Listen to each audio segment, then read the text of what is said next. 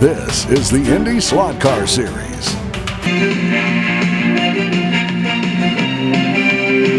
Hello, everyone, and welcome to another edition of the Glory Days. I'm Dave Despain. The Milwaukee Mile Track, Wisconsin State Fair Park. They call it America's legendary oval, and indeed it is. The oldest IndyCar facility operating today is filled with history. These are the walls of champions. Names like Andretti, Mansell, Austin. Austin? Yes, Dave Austin. By day, he works right there at his office, making a living at this hallowed racing ground as the publicity director for the Milwaukee Mile Racetrack. But when Dave Austin leaves this very office, that same racing dedication shows up in David Austin, the driver, piloting a Pennzoil car instead of sitting behind this desk in the PPPG-HO IndyCar World Series of Racing. 3 weeks ago, in just his 7th career start, Austin broke through to his first ever trip to victory lane, and a sweet trip it was indeed.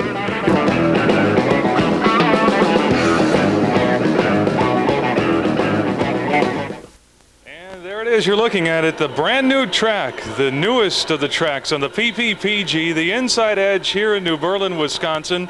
Tonight it's the 5th race of the season and the first Phil Paul Page bringing you all the action tonight with once again my partner Tony Jack Arute. Tony, the real key to tonight's race is the fact that it's a D-slot race. Now, how is that going to affect how these drivers approach this race in terms of driving strategy? Well, I sort of think of the D-slot strategy as a lot like a basketball game. Say you have 5 personal fouls in basketball. In D-slot, you have 2 or maybe 3 chances to D-slot or to foul.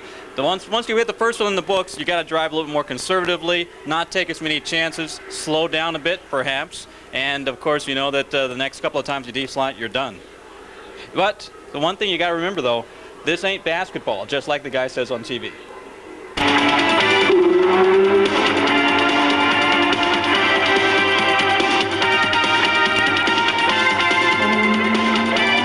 Question might be exactly what is a D-slot. Well, let's take a look down here. If you look at this chicane at part of this new track, this may be an area to watch tonight during the race, because when you come through here, you've got to be real careful. The back end will want to kick out or get tail happy on you, and you can D-slot very easily. If a car D-slots in a 10-minute heat race, that's all right once. If it happens twice, you have to park it and you get a DNF. Then you wait to see if your lap totals hold up. In the final, the 20-minute event, you get 2 freebies, but then just like baseball, 3rd strike, you're out. Gentlemen, tonight, basically, this is going to mean keep this pin in if you're going to win, and that could be very difficult for rookies especially. We've got a brand new rookie on this circuit, and he's with Tony Jack Arute now, and Tony, he kind of looks like Brian Herta. Yes, Phil, this is the Cannon car, the new Cannon car. Looks like Brian Herta, but in fact it's Brian Gill. Brian Gill got 85 laps past his rookie test just last night. Welcome to the club. Well, thanks a lot. It's great to be here. It's a fine facility. Unfortunately, the last time I was here, there wasn't a kink in it, so it's going to be an interesting night for me.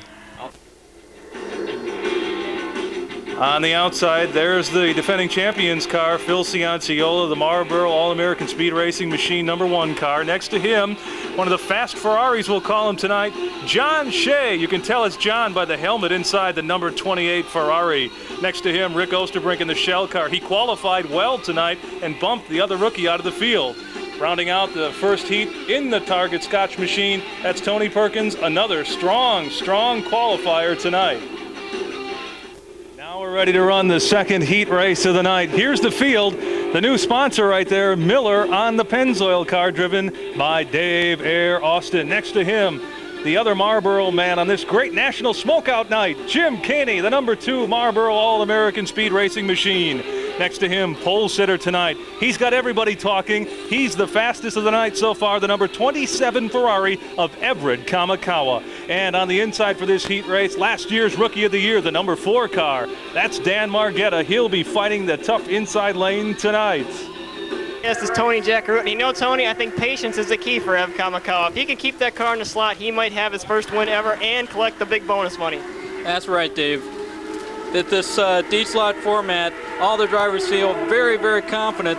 In the 2 heat races, the drivers didn't D-slot very much at all. So we'll see how well their control is, and they'll really get going racing with about 5 minutes to go in this one.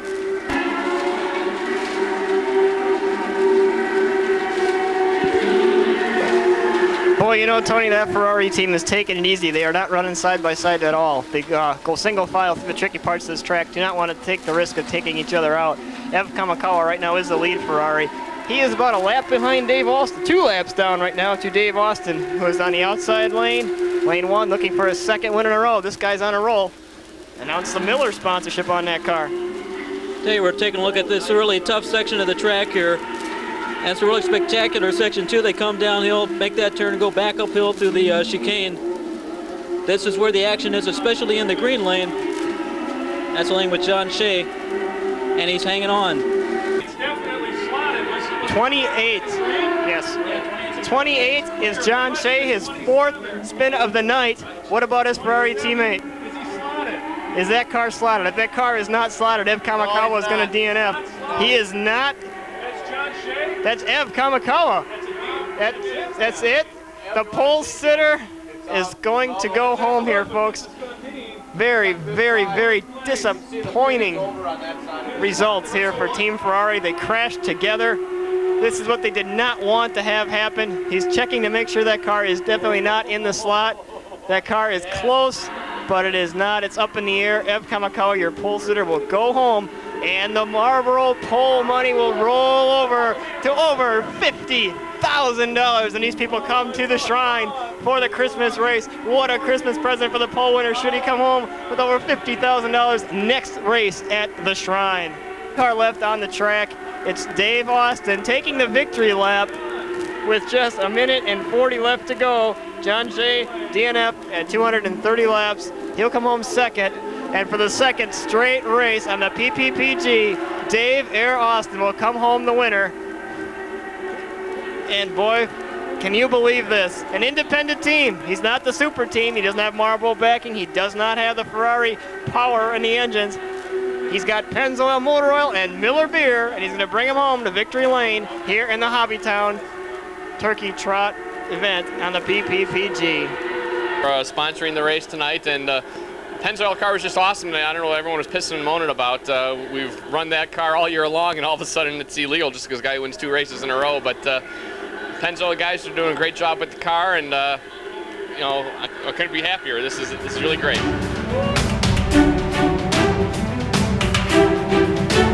Thank you for watching the IndySlotCar Series.